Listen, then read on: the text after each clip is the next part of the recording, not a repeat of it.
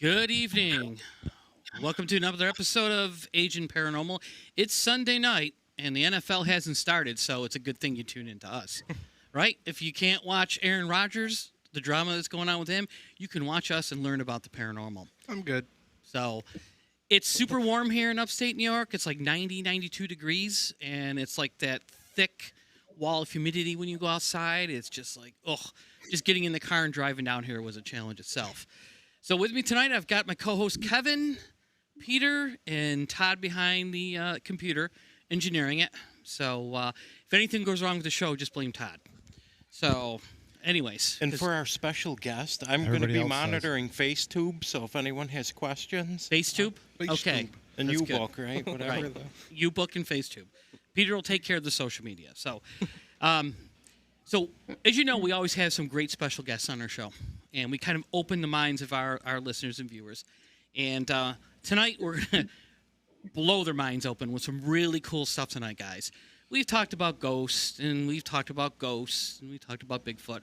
But let's really go into some really cool stuff that you may or may not have followed or heard of. But I guarantee you after this episode, you're going to want to go out and look up our guest online, buy our books, and research into this, because this is some pretty cool stuff. All right, so tonight's guest is an author, a speaker, television celebrity. She's got like a whole resume of things. No author can say they've named, defined, and trademarked two paranormal realities like Heidi Hollis, who is our guest. She is the world's foremost expert on shadow people and the Hat Man. Now, the Hat Man stuff I've heard about, that stuff is really cool. It's a phenomenon, and she actually gave them both their names and defined them in her best-selling books, The Secret War, a true story about real alien war and shadow people. I can see Pete's eyes sparkle. The Hat Man, the true story of evil encounters. She's collected thousands of reports of these beings from around the globe, so there's some serious research done in this stuff.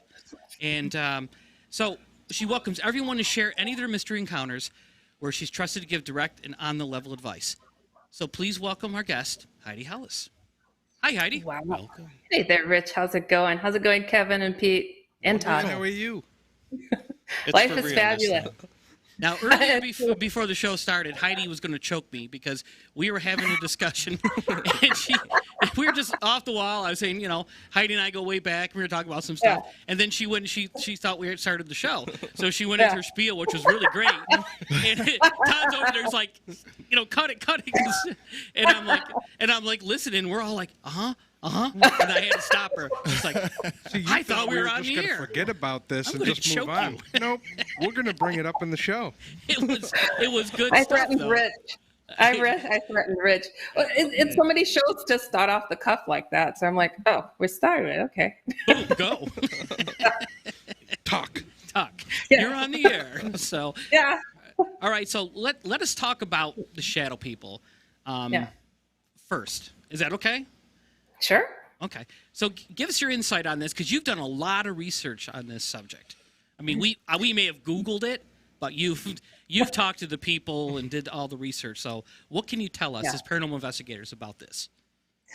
Well, it started off with my own experiences. First, I saw it actually happening to somebody, and then it became my problem. And, I was interested in the UFO topic, and I grew up in a haunted house. So I had that stuff, down pat. But I'm like, what am I seeing? What am I experiencing? So a long story short, shadow people are these things that can shapeshift into different forms. So I was really bothered by something I called shadow spiders. And then I have all these different categories. So there's like a shadow cloud, where it just looks like a mist. Shadow streak looks like a bat was in your house. You're like, what the heck was that? Shadow cats, shadow rodents. And probably the most intimidating one is what I call the head and shoulder shadow. But they all fall into that category of shadow people because their presence is the same.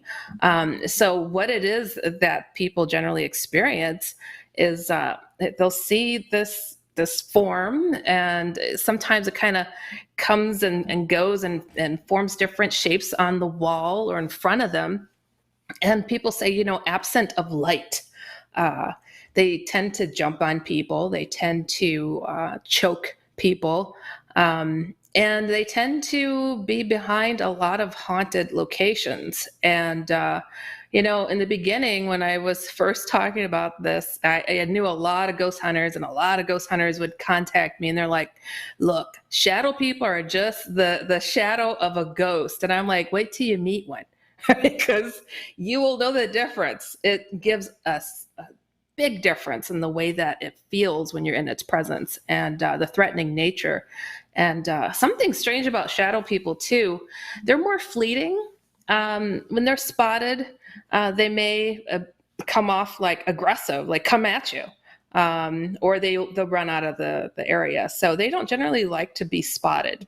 So because then you're able to defend yourself, and they don't like that.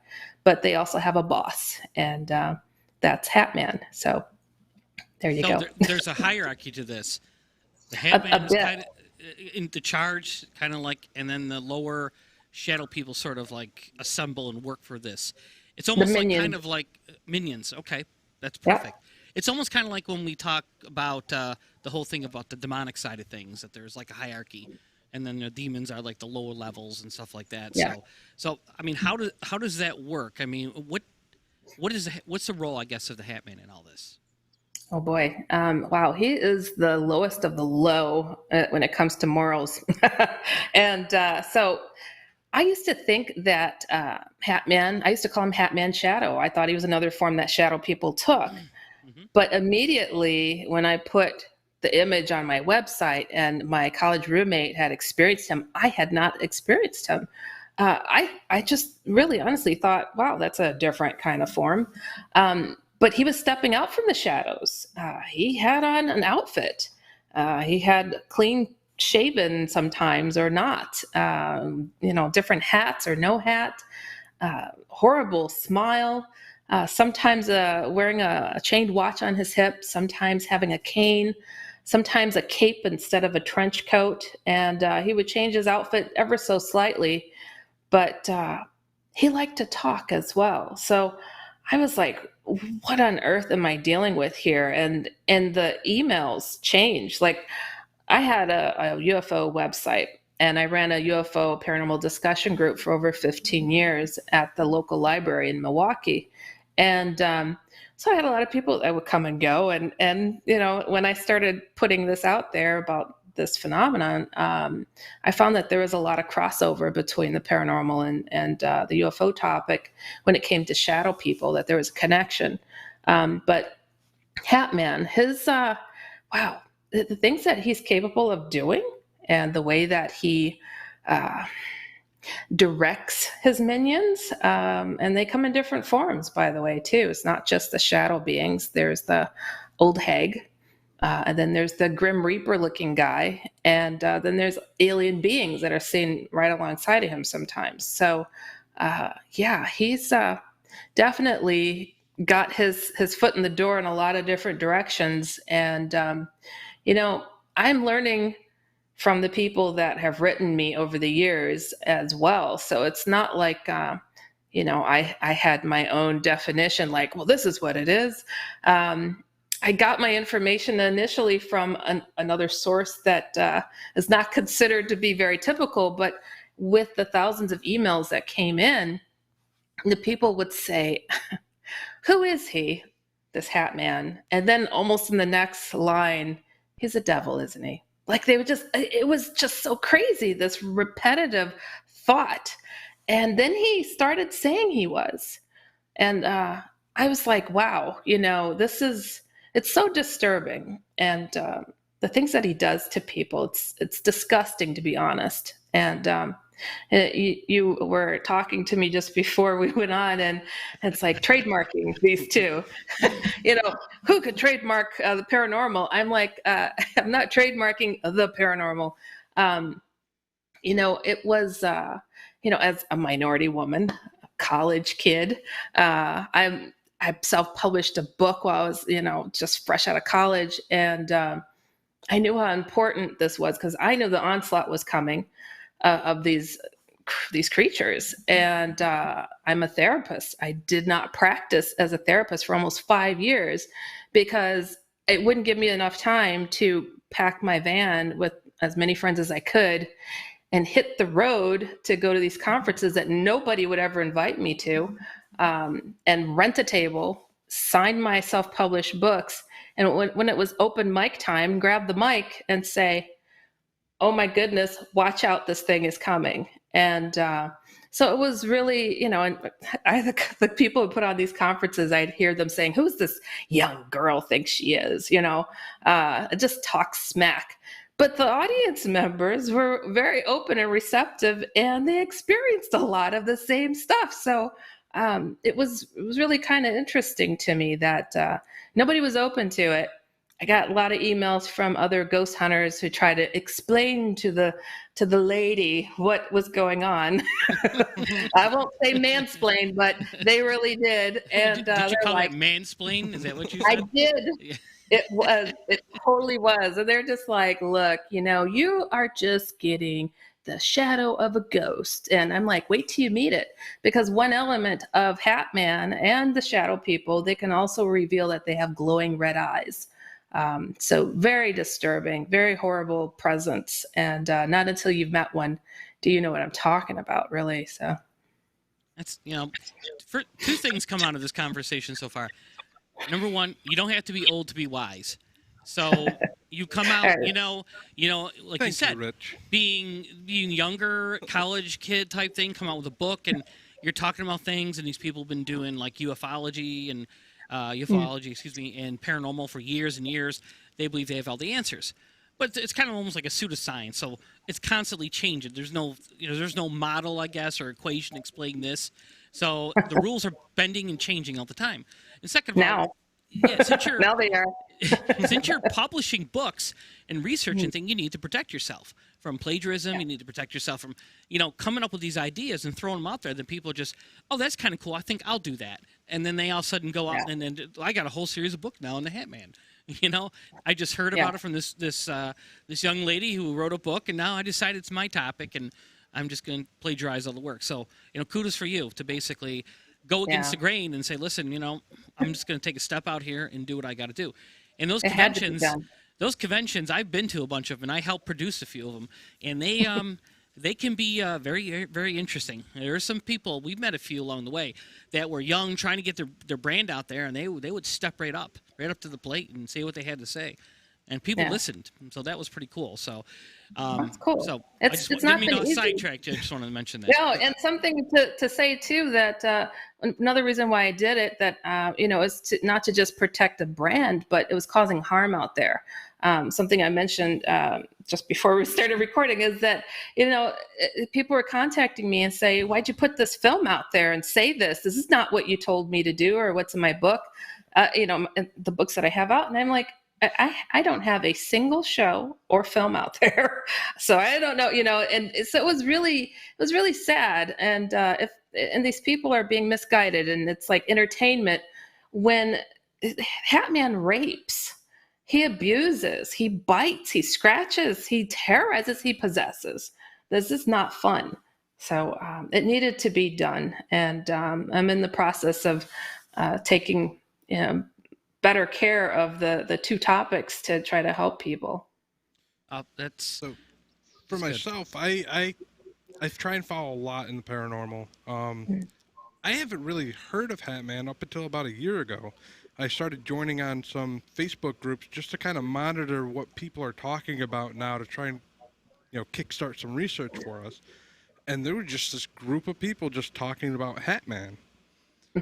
So wow. I guess my question is, what's the origination of this? I mean, how far back have you found these experiences happening? Wow, how far back does the Bible go? I mean, evil is evil. This one just wears a hat usually. But I mean, there's been old witchcraft-like things, stories of a man riding up in a horse with the same kind of outfit. as they were conjuring things. And same MO. I mean, just like menacing, loving when people are terrorized and terrified, and feeding off from that fear. So as far back as you can imagine, and it's like, I know that, historically speaking, like, I try not to focus so much on the past with the work that I do, because right now there's so much going on, and it's so menacing. And I tell people it's not just a possibility this will happen to you in some shape or form, it's a threat that it will. So I'm so actively trying to help people today versus saying, oh, take a look back here, everybody. Look what it did to this lady. I'm like gathering the emails going, oh no. And the children that get affected by this, it's, they get a hold of your cell phones, and, they're like playing with your phone. Well, guess what? They've Googled me and they're writing me, and they're saying, Mommy thinks I'm crazy. I'm 8 years old. What do I do? So, and I'm a cartoonist too. I do paranormal comics, the Outlanders. And so I did a kid's book. Because you can't respond to children when they say they're 8 years old. So I'm like, oh, here's a cute little kid's book for you. Maybe tell Mommy to get you this book. So yeah, so it's been wild. It's been really sad, actually. And with the pandemic, it's only gotten worse. Right. Now we sometimes understand on the terms of demonic, where people will reach out to us and say, they have a problem with a demon, or they think they have a demon. And most of the time it's because they watch too many paranormal shows, and the ones I'm talking about. Yeah. And essentially we come to their assistance, and first of all, we assure them that there's probably nothing demonic. Then we come out to their assistance and try to figure things out for them. But we know how the demonic thing starts is usually somebody's doing something that they shouldn't be doing, that sort of invites it in. It sort of puts up a flag, say, hey, you can be, I'll host you, So what is it with the Hat Man that's different? Are people that are plagued with this or experience it, are they doing something they shouldn't, or is it just randomly happen? I'm glad that you asked that, to be honest, because a lot of people who reach out to me think they're ethereally screwed because the devil just came a-knocking. And they're like, I used to get high all the time, and I'm a big drinker. And, yeah, those things can attract negative things to come at you, but who's deserving of this guy, really, unless you're Jeffrey Dahmer? But so I tell people, more than likely it's not them. Yeah, there's things they can do. Like, I have a lot of people that reach out and like, yeah, I was, trying to conjure something up, or I play with the Ouija board every night. So yeah, they can attract stuff. But more often than not, I find that the people are gifted in a sense that these dark things don't like people to be aware and to be able to spot something out and warn the next person. So it's interesting to me, like, they're a person that gets deja vus, or they have synesthesia, where they have a crossing of the senses in the mind that's been proven now. I find that these people are just in tune and touch, great artists, very observant. They have something that he doesn't want to see come fully forward. He is very much about oppressing people and their full potential. And it's a shame that people aren't realizing, yeah, there is something special about you. And what gives me a hint really about it is when he tries so hard. Hatman's coming every night. I'm like, whoa, tell me about yourself. I'm like, what's going on? So it's having the background that I do. I'm an occupational therapist, but I work with those with cognitive and psychological issues, as well as physical. So I work with a lot of patients that have a lot of things going on. So there is a way to be able to decipher what is what's going on with this person. Are they, do they have something that's, causing mental illness and having them to have these problems? And I'm finding too, there's a lot of crossover with people with mental illness. I think they're very open and very aware and these things take advantage as well. So God forbid when some of my patients Google me before I meet them and they're like, you know what I'm talking about. I'm like, oh no. But sometimes, yes, so it's interesting that they're able to relate in those levels. But then it has worked on them so long and everybody's been in disbelief of who they are and what they're talking about that it breaks them down mentally. I mean, you're isolated. Nobody's paying attention to what you're saying, that you just fought for your life last night and nobody believes you. I mean, wouldn't that break you year after year? Yeah. So Interesting. A lot of layers. Go ahead. Do you mind if I jump in with Please. a few here? I'm sorry. Jump in. Get in there. Did you guys bring me on to scare me? Like, is that why you had me come on? So You got us. I guess I'm the one who can speak from experience. I had a paranormal experience when I was 7. A Revolutionary War soldier walked through my bedroom. And then for the next 14 years in that house, I was tormented with the shadows. Small shadows, medium shadows, tall shadow. But they never came at me. They just did their thing. They always moved about. But where you scared me a few minutes ago, you said the Grim Reaper. Yeah. When I was 13 years old, I was sleeping in bed, and all of a sudden I felt like death. The Grim Reaper was literally standing in the closet that was next to my bed. To the point I got up and got my dad, and he came and he stayed in the doorway and talked to me for over an hour, but every now and then I would see him glancing over at the closet, which wasn't reassuring to me. Like, is he seeing this? Like, it was an overwhelming fear that this thing was there. And then you scared me the second time, because there was another time when I was maybe 20. The bed started shaking. I looked over, and in the doorway was maybe something about the size of a 9 or 10-year-old with glowing red eyes just staring at me. And I'm like, oh, boy. Yeah. Good times, Pete. Never seen the Hat Man. I guess that's Lucky. a good thing, fortunately. See, we told you you're special, Pete. Oh, yes, I know. So I guess my question to that, well, did you ever see the movie Ghost with Patrick Swayze? That's what I think of when I think of shadow people, like the ones that came up out of the the sewer and they would drag people. That was my always definition of shadow people. Be careful of that. They look really similar, don't they? And people have reminded me of that, and I'm like, you're right. So yeah, where did the person that came up with how these things should look? Did they experience them too as a kid? I wouldn't be surprised. So look at Freddy. Go ahead. Oh no, I'm sorry. I was just gonna say, look at Freddy Krueger. Freddy Krueger was based on Hat Man. I've learned. Slenderman as well. Slenderman was just a complete straight up, oh, look what this lady put out there. Snatch. It's just like, really? It's like the same thing. No, but this is real. Yes, except for that. And trademark. Oh, yes. I got an interesting story about that whole Slenderman stabbing that happened over in Wisconsin with the 2 little 12-year-olds that attacked the other 12-year-old. So I decided to dedicate a whole book to the Hat Man topic versus my book, The Secret War. So I got this book together. And again, I had not been met with Hat Man coming at me. He'd come at people around me, coworkers even, but not me, even my patients. Well, I shouldn't say that. Not until now. So just before I'm about to put that book out, the Hat Man, he came.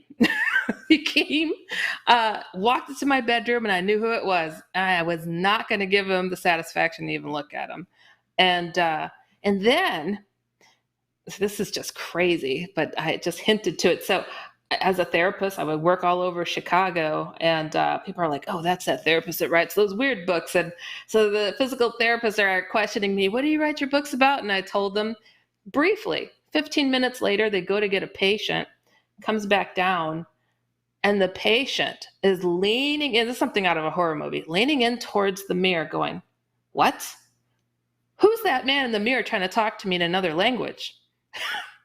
The therapist comes screaming for me to come, and I'm like, oh no. And the guy's just like, come on, stop messing with me. Who's that guy? Who's that guy? And I'm like, we couldn't see anything. I'm like, sir, is he wearing a hat?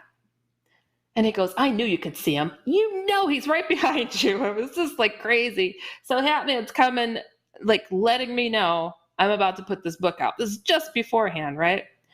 2 weeks after I put that book out, those little girls have that, they attack their friend. And one of them, I'm convinced, might have had a Hat Man encounter, actually, because one of the little girls that did the attacking said, hey, this is Slenderman, let's be one of his proxies. And she responded saying, oh, I saw him when I was younger. I know he's real. So that's how she got convinced. So they go and they attack their 12-year-old friend about a 20-minute drive from my family's home. So I 2 weeks after I published that book, so I took it really personally because Hat Man had shown up 3 times. He went after my patient 2 days in a row, by the way. So came into my bedroom and then twice coming at somebody, and then the attack right by my family's home. So he listens. He listens. And that's a disturbing element with him. You speak of him, he could show up. Sorry, Pete. No. Don't be sorry. I didn't. Why is he standing behind me? No. So do you believe they're interdimensional, or like Well, they they're can able come and to- go as they want, and that's Yeah, they're able to definitely and come and go as they want. And unfortunately, they're messing with elements that they really shouldn't be. But if you think of these as being demonic and messing with people's potential the way that they do, one of the MOs of Hat Man that he likes to do just to show he can do it and to threaten people. Imagine being scared within an inch of your life because he's paralyzed you and he's got you down on the bed and showing his disgusting jagged teeth like Pennywise. No lie. So I think he's the grinning man as well, as people sometimes refer to him. And then he takes his fist and punches it into your chest and rips your soul out while you're just horrified. And he's just laughing as he throws your soul around the room. Imagine getting those emails. I mean, not entertaining. It's horrible. It's absolutely horrible what's going on. So, No, yeah. not at all. So is there a correlation between UFO sightings and the shadow things? I know like Bigfoot has a correlation. Usually when there's a lot of UFO sightings, Bigfoot sightings also increase with that.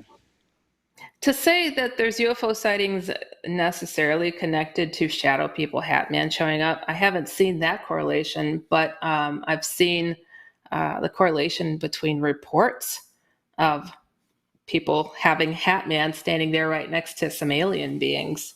And something interesting to point out, you're talking about the short-looking hooded guys were they perfectly round red eyes that you saw? On that child, yes. Perfectly round, right? Yeah. So, and they're short. Those are aliens. Those are a different alien being, and but they are associated with the shadow beings. Yeah. Okay. So, I mean, why be short when you could stretch? But there's a pattern of these really short, hooded, solid black with perfectly round red eyes. These are a certain kind of alien being that specifically likes to work with shadow people and Hat Man. It sounds weird to say, but it was black, like the background it was in, but it was a different black where you could see the silhouette of that it looked human, but the distinct part was the bright red eyes. That was just... Yeah. And the bed shaking. The bed shaking actually woke me up is what made me see that. Oh, God, was I probed? Yeah. Poor thing. Only you can answer that. Pete. I'm sorry. I'm the jokester here. I'm sorry. That's okay. I'm sorry that happened to you. It's horrible. I mean, I'm not. It gives me a story for things like this. Yeah, but it changes your sense of reality and your stability. Like you don't want to close your eyes again. You know, it's horrifying. I slept under the bed sheets for 14 years, so Oh, if you can't okay. see them, they won't hurt you. That's Of and course. the same thing. The parents don't say that. People will think you're nuts. They're going to put you in a. But then later, when I was like 22, they all confessed. They're like, well, be thankful you didn't see this, or hear the footsteps coming up the stairs. And it's like, all these years you told me nothing was going on, and now I'm not nuts. That's gotta mess with you.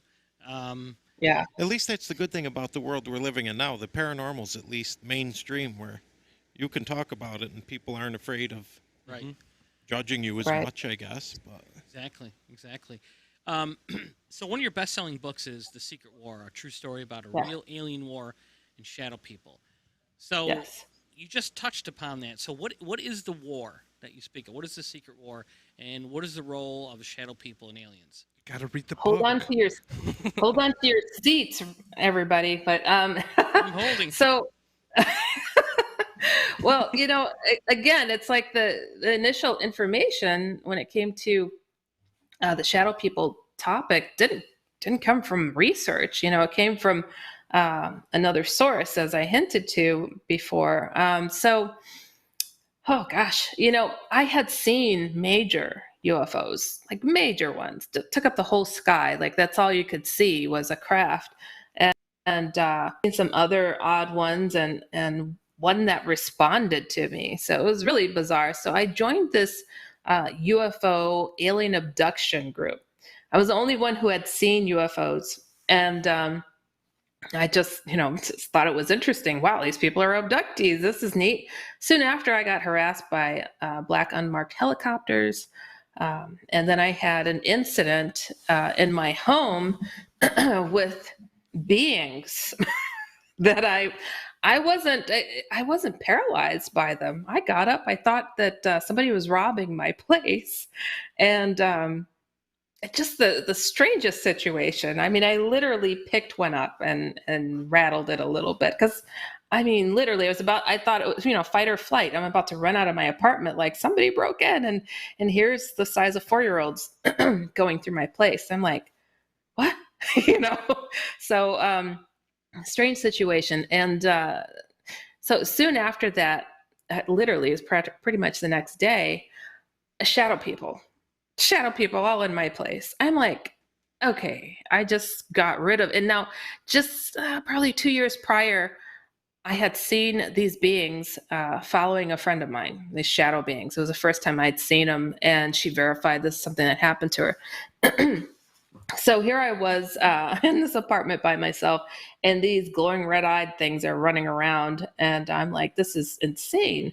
And then I moved across the hall, and I got a roommate, and she was Pentecostal, super religious, the type that never cut their hair, and it thought that, oh, you're crazy to be involved in, looking into the UFO topic. And I found it really fascinating. So I did. And so soon after, she had an encounter with something that it's just to go into this a little bit. She was driving she went to a different college than I did, and something jumped on the hood of her car and shoved its head through her windshield. And so she calls it like a sparkling toothpaste type of looking thing. And she said, but it had a real calming effect to it. And so she didn't freak out. And she calls me in a panic, like, oh my God, this thing is in my classroom. And I'm like, I don't know what she's talking about. I'm like, here's this person who was much like my other friends that wouldn't talk about any of this weird stuff unless they were making fun of me. I was used to that. And I'm like, later on, we go to chat, like, what happened? What were you talking about? And she goes to, excuse me, we're sitting in my car at the lakefront. And I'm like, so tell me what happened. And she's Puerto Rican, really thick accent. And she's like, oh, Heidi, I just saw this thing. I don't know what to think of it. And it said it was the introducer for what's to come. And I'm like, I'm so confused, and she closes her eyes for a minute. She's like, I think I need to meditate. I'm like, I'm in college. I'm like, meditate? Like, who does that? I'm like, should I leave you in the car or whatever, So long story short, she says in a different voice with a reduced accent, I've been waiting to speak to you for a very long time. And I'm like, Samantha, like, what's going on here? And this voice says, this is not Samantha, and starts to talk about being what was to come, what that prior being was saying was who was coming, and said, I'm what you would call an alien. And now I had been a part of that UFO alien group, and I'd seen people get regressed. And when they start talking while they're being regressed, sometimes the being that's abducted them starts talking. So I'd seen something similar. I just, didn't expect my super religious friend to do this spontaneously. And I'm like, you're an alien. I'm like, maybe she's pulling a joke on me. I'm like, okay, alien, show me your ship, and she says, or this voice says, well, it's very high up. We can't come down as we once did because now your government knows how to shoot us down. I'm like, well, that's convenient. I'm kind of being a smart aleck. And then he says, but I can project an image of myself. Oh, please do. And lo and behold, in between us, this fuzzy, kind of fleshy colored, tiny thing manifested in between us. And I didn't know what to think or do. And I'm like, okay, I believe you. Okay, this is really happening. So she comes back. Long story short, she starts reading all my books on aliens and trying to understand what's going on. And so she talks to the people that are in that UFO group. And we're just like, we got the keys to the universe. Like, wow, this is so cool. And I'm just like, hey, tell us the lottery numbers, So we take time to chat with the so-called alien being. And we found quickly that this being was not about giving us immediate answers. Give me a second. It's so dry. And so I was kind of stumped. We're asking questions. This being is not talking. And then I mentioned the shadows that I was seeing. And this being filled our ears. And I'm like, boom, what? Why is this being that's talking through my friend, having so much to say? It was the only thing he wanted to talk about. And to talk about how there is a connection between these different alien beings that do abductions to people, and that connecting, they're the more negative beings that do these odd experiments on people, and that connection were the shadow beings. And it was just a mind-blowing situation. So that's what encouraged me to write that book, The Secret War. So there's positive beings and there's negative beings when it comes to different types of alien beings out there. Some have made deals with their government, others have not. And if I thought I was wrong with where I was going, I started getting harassed by the government.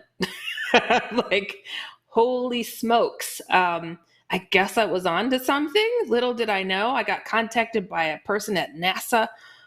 It was absolutely crazy. But I have to tell you guys, on a conspiracy theory that'll knock your socks off. So this is a crazy thing. So X-Files, you guys watch X-Files. Spin-off series awesome was called, show. Right? And the spin-off series, Millennium. Did you know that one? Mm-hmm. Okay, so Millennium, I loved it. I think I liked it better than X-Files at the time. Me and my friends gathered around to watch Millennium, only to, this is the final season, didn't know it was the final season. And so we're sitting there watching it, and they introduce a new character, and my friends start cracking jokes how the new character looks just like me. And I'm like, I guess she does kind of look like me. And then they say Agent Hollis. It was like a Twilight Zone moment. We all froze. Do you guys remember that new agent from the third and final season of Millennium? Was Agent Hollis. And I mean, didn't see the last, it was spelled properly. Then later in the season, they introduced her father. It was my dad's first and last name. And her sister's name started like my sister's name. And I'm like, I call it my dad. I'm like, Dad, what is this? I'm watching this show. My dad goes, which show is it? And I told him, and he just didn't have much to say. let's just say more recently, I found out that that connection was there for a reason. And my dad's connections are there, as that character's connections are there. I had no idea. So it's one of those things that makes you scratch your head, like, what is the purpose of all this? So there you have it. If I was on the wrong track or something was, off, it just comes full circle. So can I ask the professional question? If you don't want to answer it, I totally understand that we're not the police here, even though we're agents. We're not those kind of agents. But so do you think, as a ufologist, I think this is the year. I think this is the year the aliens are going to just make themselves known. I don't think it's going to be hidden anymore much longer. Is that a sense, something you're feeling in the community out there? I know they have, like 30 days for final disclosure with all the files and stuff, but... I've watched the field for a very long time, and I've sat in these groups with people bawling their eyes out on what these beings have done to them over the years and their children, only to watch them change and say, well, I'm special. This is why this happened to me. And it was really confusing as somebody who hasn't been abducted that I know of. And I watched people report their sightings and, their abduction stories. And if you watched a child get abducted, can't you call the police and say, I saw this person do this? And that your word can be put in a court of law to say, get that person. But here's thousands of people coming forward saying this, and they're being disregarded, and their reports are laughed at.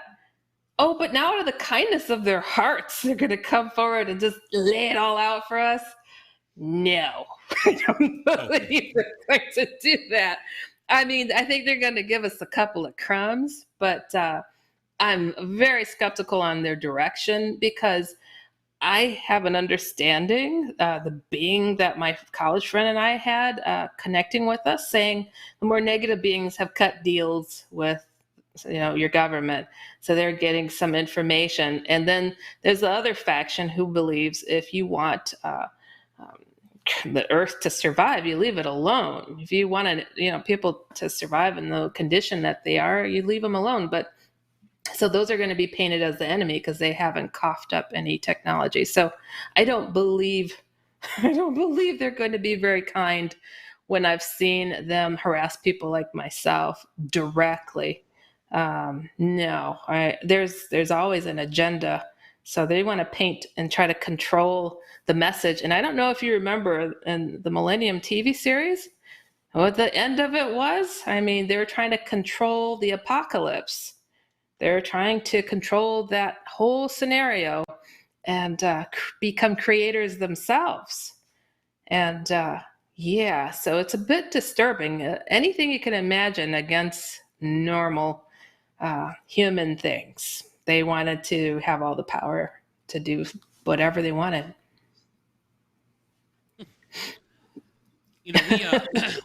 We take kind of an interesting spin on the paranormal.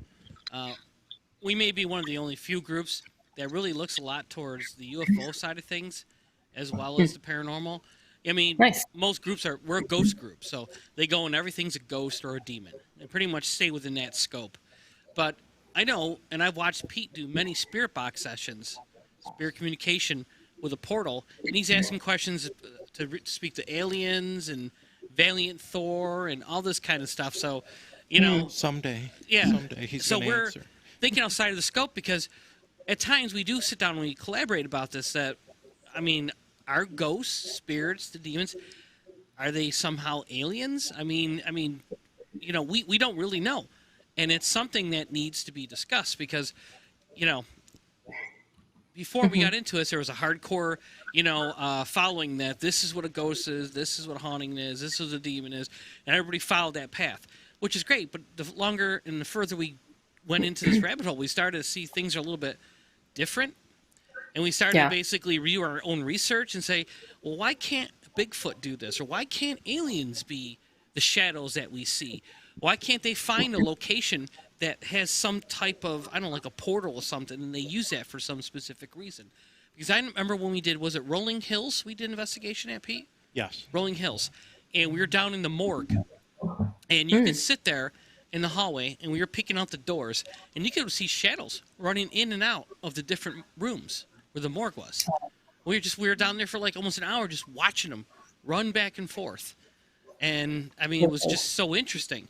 And they were so much darker in the dark because it was very dark down there, but you still could see them.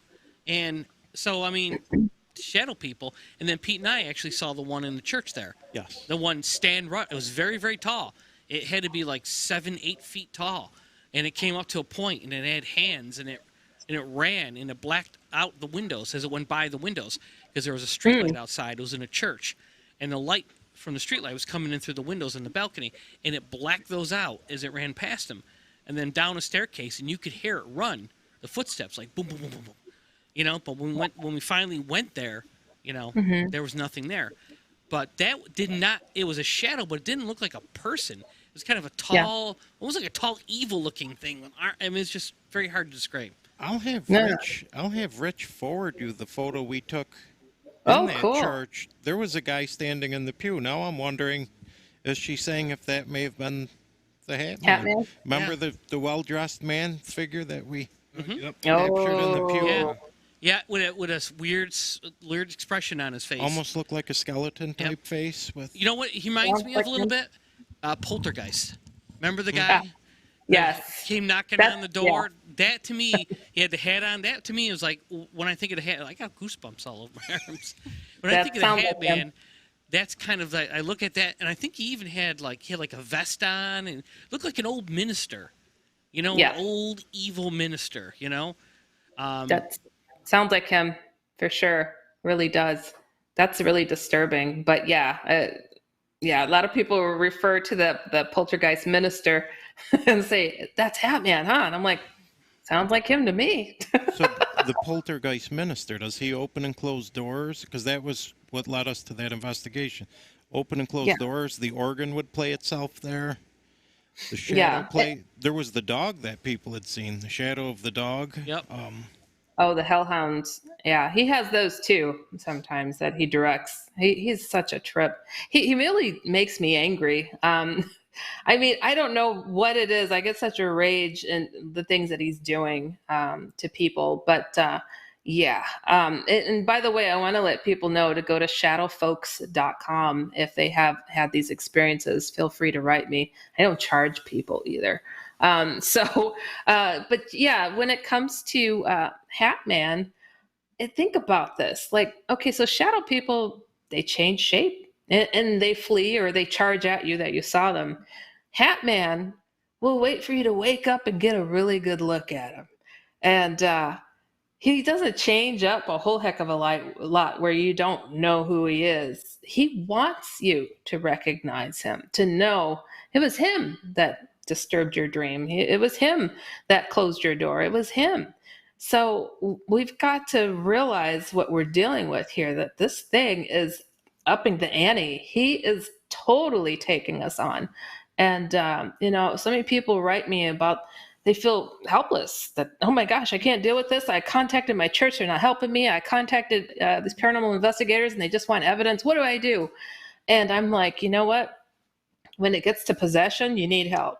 But if it's oppressing you and depressing you, you have to take it upon yourself to put that step forward and to realize your potential. And I'm Christian, and I use my faith to take a step forward. And people are like, oh, but I'm not religious. I'm like, well, you just told me the devil came to your house, but you can recognize the evil, but you won't say God is real. Then throw a shoe at it, because I don't know how to help you.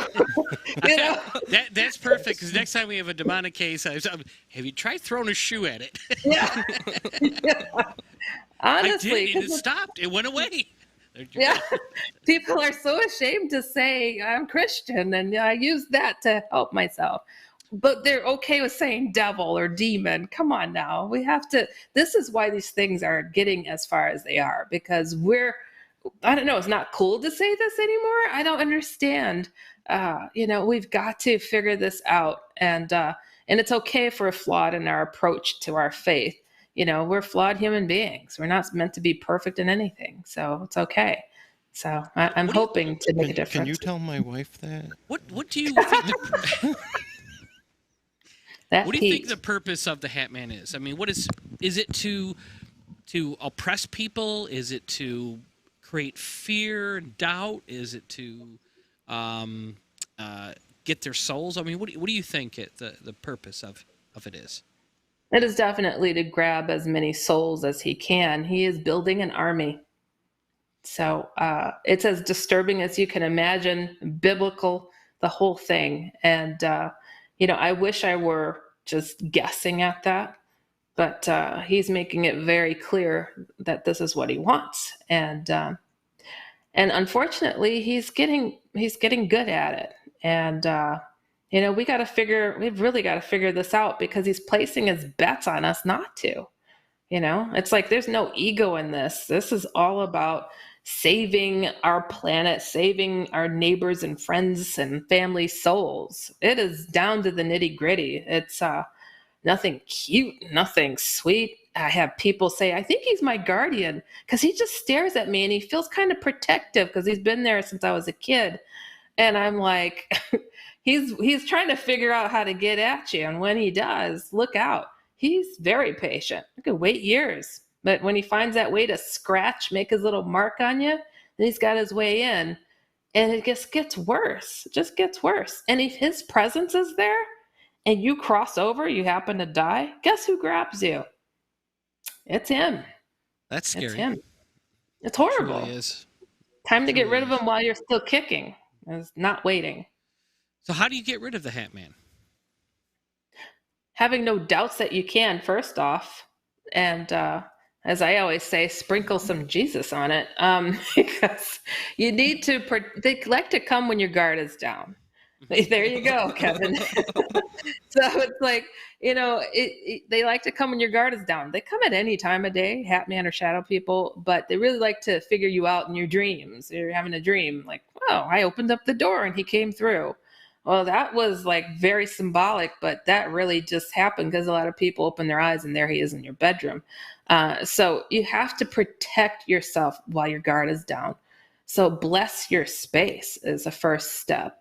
Anybody that lives in that space should really help participate in it too. So it's so important. You have to make those first steps.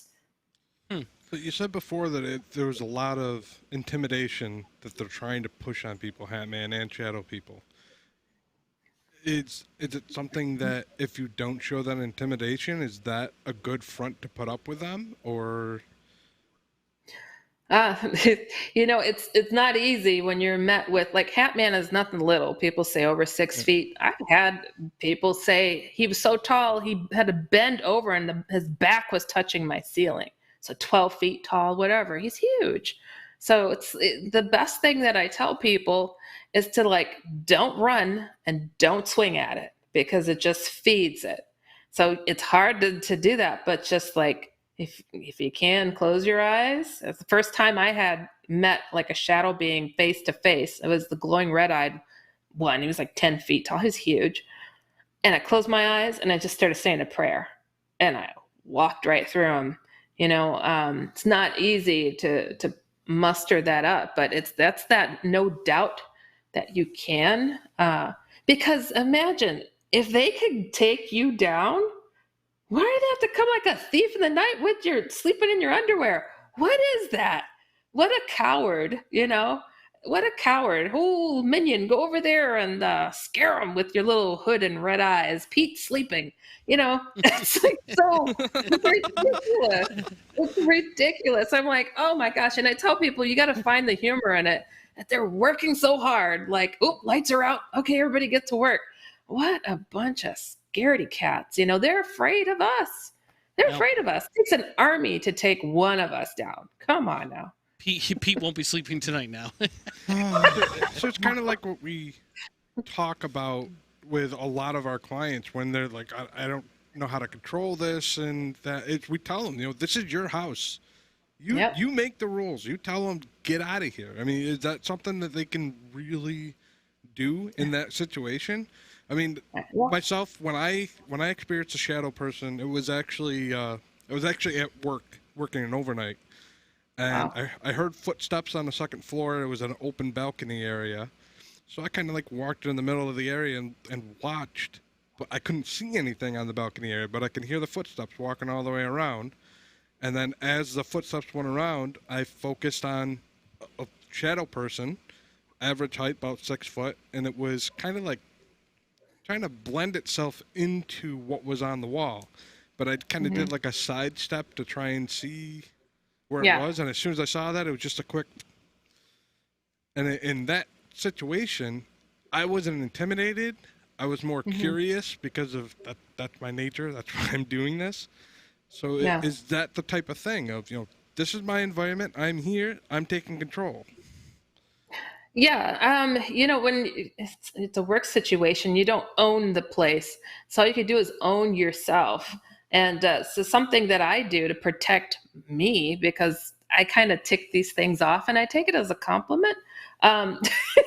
So when I bless my space using the cross necklace that I have, so I have it with me, my protection. So it's like, I can't bless the whole hospital I'm working at, but I could bless myself. So I find it important to keep that protection with you. But if it's coming at you, stand your ground, don't run, don't scream and, swing at it. That doesn't help the situation as much as having that confidence, because that really makes them angry. Many times people contact me and say, whoa, the activity picked up as soon as I sent off that email to you, Heidi. I said, oh yeah. I was like, that's good. They're nervous. So it's all good. And I'm not a psychic or anything. I've dealt with a lot. I grew up in a haunted house. I saw UFOs. I saw creatures. And I saw a hairy creature indoors manifest that I think was a Bigfoot. Really crazy. So I've seen a lot of crazy stuff, but I don't know what that means I am. I just say I have bad luck. Now, we do have a question that came in the comments. Okay. They want to know if talking about Hat Man and Shadow People, does that give him energy? How many times people tell me oh no, I don't want to talk about it because it'll come back. I think it's more the fear that's feeding into the situation versus mentioning him. He listens. He heard me 15 minutes after I mentioned it. He comes after my patient twice. So it can increase it. They say to ignore these things helps, but the thing about these types of things, you can move and they'll move with you. They wait for that opportunity. It's not like you're sitting there playing with a Ouija board trying to call him, talking about him, just don't put a lot of energy into it. And I think it helps the situation.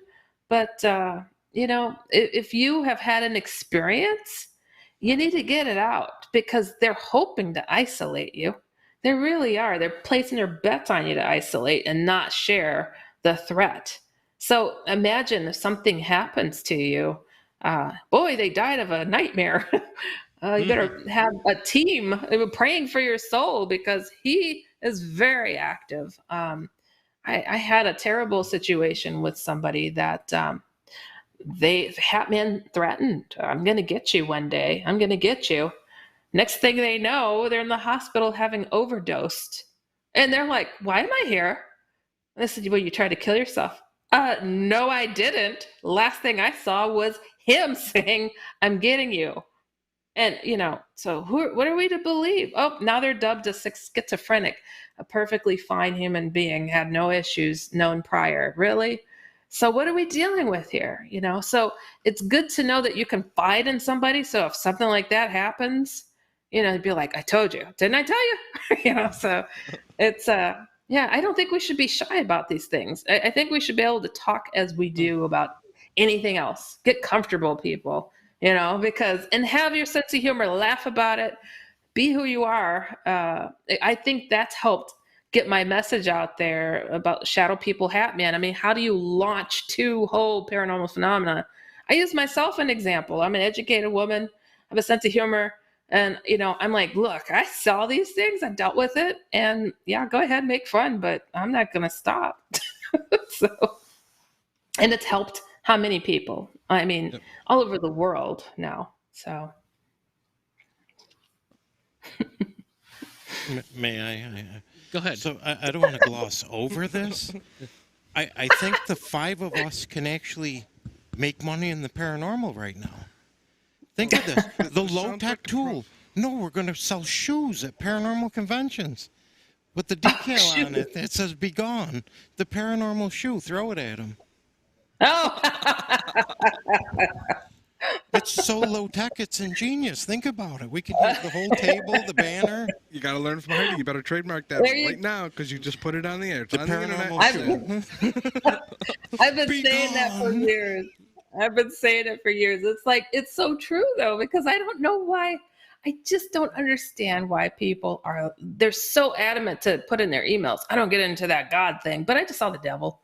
Come on. It's like, let's just say it's okay to say that you're a Catholic. You don't represent a whole movement, but you yourself, it's okay to have your faith. I mean, it's a kind of a private, personal thing, but it's okay. I mean, let's give more credit to the because the negative is winning right now. And a lot of people say, oh, Heidi, aren't you glad it's the apocalypse? I'm like, no, because we're going to lose so many people because they're in denial they even have a soul. I have 8 books published. Only 3 are on these dark topics. Nobody asks me about the other ones because it's on Jesus encounters, picture prayers. An angel showed how they pray, and I'm a cartoonist. I did 2 books on the topic of faith so if people go to theotherfword.com, because people kept writing me saying these things, I'm like, how can I get people to be okay with their faith? So I'm like, let's just keep it silly and keep it real. And here's our levels. So I did a bunch of comics, kind of like Diary of a Wimpy Kid. It's kind of set up like that with the notebook lines and just keeping it real, saying, this is our journey. How do we get to a better place, or where are we at now? And it's so necessary. There's so many different layers and so many different angles when it comes to these topics. We can't just straight shoot. I'm glad to hear that you all do UFO and paranormal because it's connected. It's all connected. People are having near-death experiences who just so happen to have seen aliens. And what's at the end of their tunnel? Aliens. Why is that? What's this connection? So we got to figure it out. We couldn't agree with you more on that. I mean, essentially, I truly believe that your faith, jumping back to that, is a strong conviction because I view things as evil and good or negative and positive. And I think if you really surround yourself with positive things, you create positive energy. And that really protects you from the negative things that are negative energy. Because whatever beings may be outside of this realm present themselves as energy or some type of phenomenon. And if you basically focus on the positive, it's almost like a veil or a shield that you create for yourself. So, indeed. This has been a lot of great information. I mean, thank you so much for enlightening us because this is the first opportunity we've had to talk about the paranormal and the aliens kind of together. Let's talk about the correlation or, the hypotheses that there is a correlation. And we've been discussing it, like I said before, amongst ourselves for so long. So it was great to have someone on the show that can say, you should. Yeah. And here's the things. So before we basically sign off here, why don't you just give our listeners or our viewers those website links again so they can go on there and take a look at those books? Yeah. So HeidiHollis.com, theotherfword.com, and theoutlanderscomic.com because I'm a cartoonist too. But and I have a podcast called Dark Becomes Light on the iHeartRadio and Coast to Coast AM Paranormal Podcast Network. So I answer people's emails about what it is they've experienced, from angels to aliens, shadow people to Hat Man, and everything is welcome. Even if people want to come on and share their own research or share their experiences themselves right on the air, I welcome that as well. So, and it's all about, this community, raising each other up to meet the challenges, and drop the egos, and just, kumbaya. How about that, Rich? Well, it's a step up from wanting to choke me. Now we're all singing kumbaya together. So we made some real progress here. Yes, indeed. Your audio dropped out a little bit. It was theshadowfolks.com for all our listeners and viewers that are watching. Shadow Folks, yep. Mm-hmm. I threw them into comments. Okay. Cool. Well, thank you. Yes, thank you very much, Heidi. Thank you so much. I'll be seeing a lot more of Rich again soon, right? I hope so. I hope it is with your hands around my neck choking me. Yes, exactly. Thank you, Kevin. I appreciate it. This is a lot of fun. Thank you, Heidi. We appreciate you. Have a great night. You too. Thanks. Bye-bye. Bye-bye. That is our show for tonight. So thank you for listening in. So apparently I'm never sleeping again. Is that